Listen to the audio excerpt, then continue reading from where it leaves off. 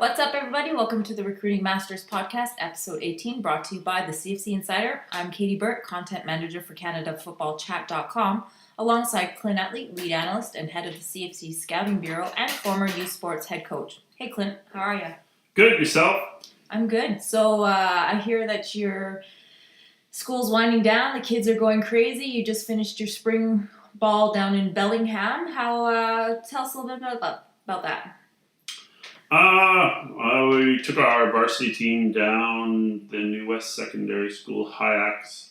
Went down, we played 3 teams from the States in a jamboree format where it's basically 20 plays on offense, 20 plays on defense, and then you play the next team and then the next team. So it was good. Our team will be not bad next year. A lot of potential. We've made the last 2 provincial finals. We won the provincial final 2 years ago. So I wouldn't expect too much less. Or I'd have the same expectation for this group as the last few groups. But school is winding down. I think there's like 7 days left. And with spring ball being done and football's done and off-season conditioning and workouts are done and the kids are kind of peaked out. Some of them have already started their camp schedules, both here in Canada and down at the NCAA camps as well. So it's kind of cool to see the numbers slowly coming in from the kids as they do their camp circuits and they do their tryouts for whatever they're doing this summer. And those numbers we do use as we're, starting. Well, we're always revising and ramping our rankings.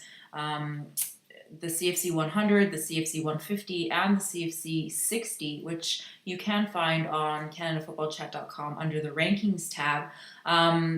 These numbers and these combine results do go into us and the Scouting Bureau placing these kids and putting newcomers on and some who don't perform as well, dropping them.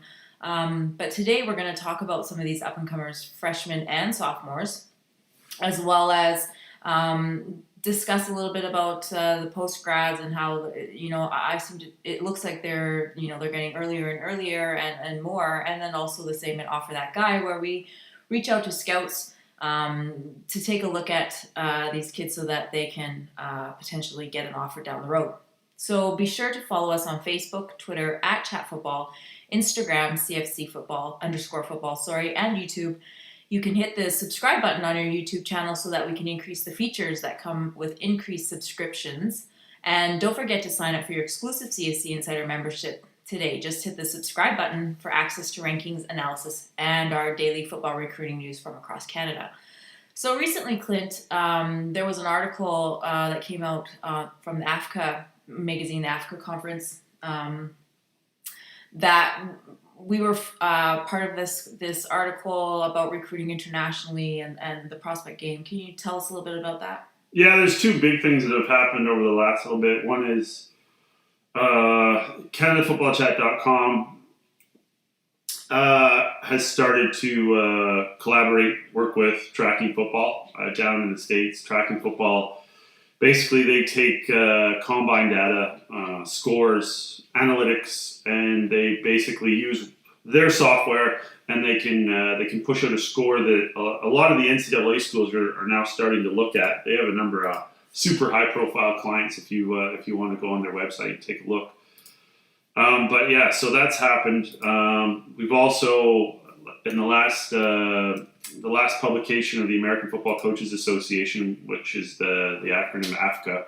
So they've put out an article on us as well, basically talking to international recruiting, because over the last few years, NCAA coaches have started to make their way to Europe, and now they're starting to come up here more. They've always kind of dabbled in Canada, but they've never had any sort of real firm idea what was going on.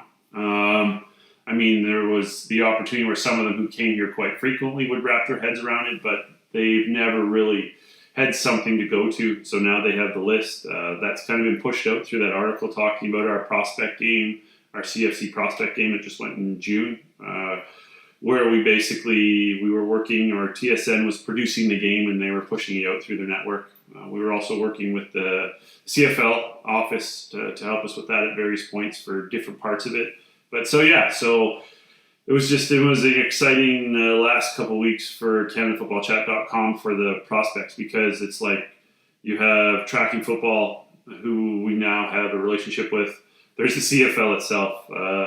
TSN, we've been so lucky that they've helped us get that game out, or they did that game for us, and then just having the article put into AFCA.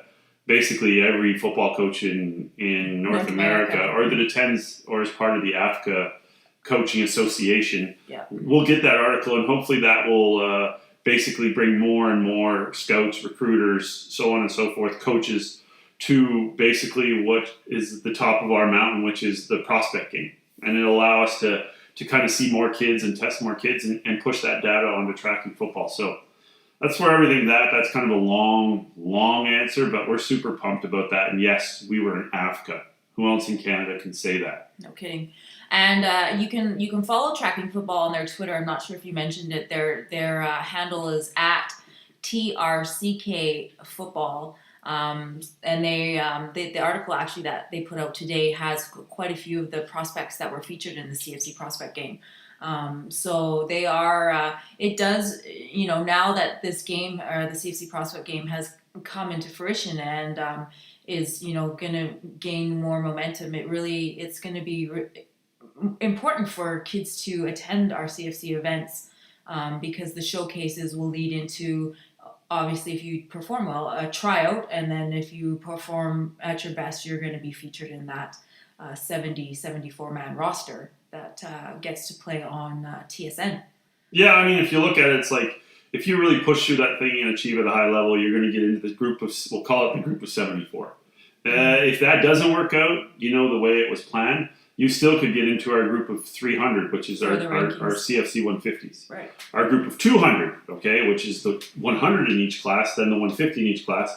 Or you could be on a CFC 60 list, Now, all those things aside, say you don't get out of the showcase or the first round, all of your data is still pushed to like tracking football. Yep. And tracking football right now, I mean, you can go on and look it up yourself.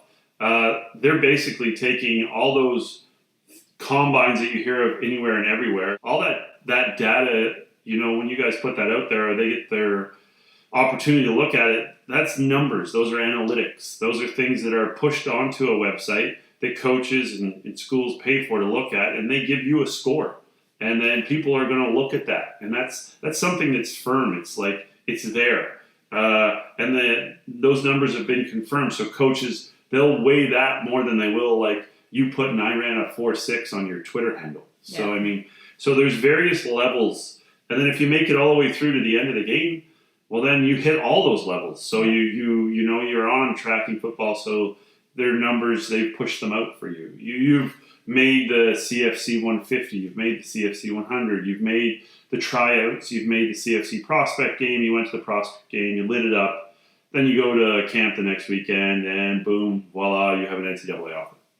Yeah, it really is the best return on investment for a young athlete, I believe, as well as the Fox 40 Prospect Challenge events that take place in BC and Ontario, because the Scouting Bureau is also at those events, and they have picked a few kids to go to the showcases or tryouts from those events. So it's also something to look at when you're deciding what to put your money in for your kid or for your athlete.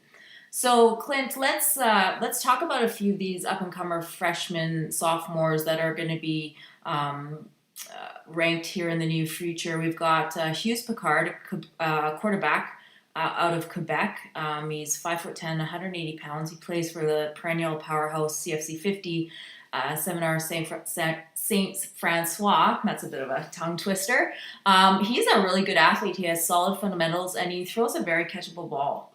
Yeah, if you watch his film, you're going to see a young man who, he obviously has a good rapport with his receivers. I know that, and he just delivered the ball into like places where it could be caught and made the catch a little bit easier for the receiver. When I watched his film, and I'm not going to say that he is him, however, when I watched just his film and like his throwing, his motions and stuff, like his throwing motion and stuff like that, what I saw was a young, and I'm going to emphasize that for a variety of reasons, young Matt Connell. So, I mean, that's kind of what I saw because he was throwing the ball extremely well. Yeah. His feet were pretty solid, and he put it in spots where it simply was a catchable ball that made the receiver's job easy. I mean, the extent to that is like he's also in an uber competitive program. Yeah. So I know that he's in the middle of a quarterback battle right now. Hopefully he won it throughout spring camp. Hopefully we get to see him put up some serious numbers next year in juvenile. Yeah. So I think it would be a Sec 4 year. I'm pretty sure it would be a Sec 4 year. Cool. So we'll see him light it up for 2 years at Seminar at St. Francois because they usually light it up anyways. Yeah. But yeah, he was really good. We saw him at the Montreal tryout. He was like right on the verge of making it. However, there was only one class of 2021. He's actually 2022. Hughes is. So I mean, he was right there. He was actually we discussed it when we went through the final rounds of the selection committee. So he did not look out of place. No, he didn't. No. And he's a confident kid, and he's a well-spoken kid. Yep. So he's kind of got that stuff squared away too. And you know what? He also seemed like everything was just level. Yeah. So I mean, super has a ton of potential. Hopefully, he continues to grow a little bit. But yeah, he has a ton of potential for sure. And then the next prospect is we've spoken about him slightly here and there is 2022 Dylan Simpson athlete. He's 6 feet, 190 pounds. He's probably taller than 6 feet now because every time I see him, he probably grows an inch. He plays for Lesser in Ontario, also with the Essex Ravens. Is he not part of that? I'm pretty sure he's a Raven, yeah. He also has participated in the Fox 40 Prospect Challenge and then also did our the CFC combines as well. So, but he's a really great athlete. He has a good feel for the game, and he sticks out when he's around the other kids his age. Yeah, he's one of those athletes who's kind of dominated at every level as he's gone through the process. And usually with those types of athletes, it goes two ways: is they're just the alpha all the way through, and they continue to achieve at a really high standard or a level, or they were super dominant early on in their career, and then everybody grew up around them. So, I mean, I think he's the first, not the latter. So, I mean, we really like him. We've met him a few times at the FPC events. He's just a really, really good football player. And he has those intangibles you're looking for. Like, he's competitive. He seems extremely mentally tough just by talking to him. And he's kind of, I'm not going to say obsessed, but he's dedicated to his craft. He's intense. He's really intense. So, yeah, it reminds me of like a Wisconsin Badger type kid. Super serious and like just working on his craft all the time. So, yeah, really, really, really good athlete. I know primarily he plays receiver now, but like you said, we'll see where he goes because every time we see him, he seems to be a bit taller and a bit bigger. And he actually has been doing quite a few camps down in the States. There's a few of them that are going down there. Miguel Camboya and Brody Katowick, who we're going to speak about it later. So there's these young Staley, there's a bunch of them. These young kids are, their parents and their coaches are taking them down to these combines, and they're having their eyes open to how they stack up against other players like in North America.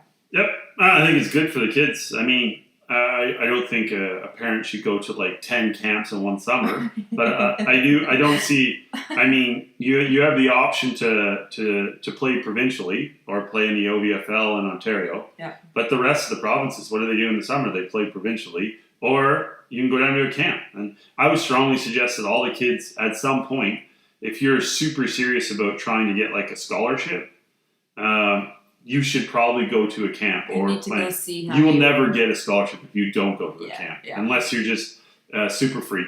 For sure. Right? So, I mean, I think it would be an eye-opener. I know our athletes, our players at New West Secondary School, they think they're just the cat's meow and they're really good and probably in the top 3 provincially, in some various positions over the last few years. And they go down to a camp and all of a sudden you're in a camp with 400 other kids. Yeah. And what are you going to do to stand out? How bad do you want it?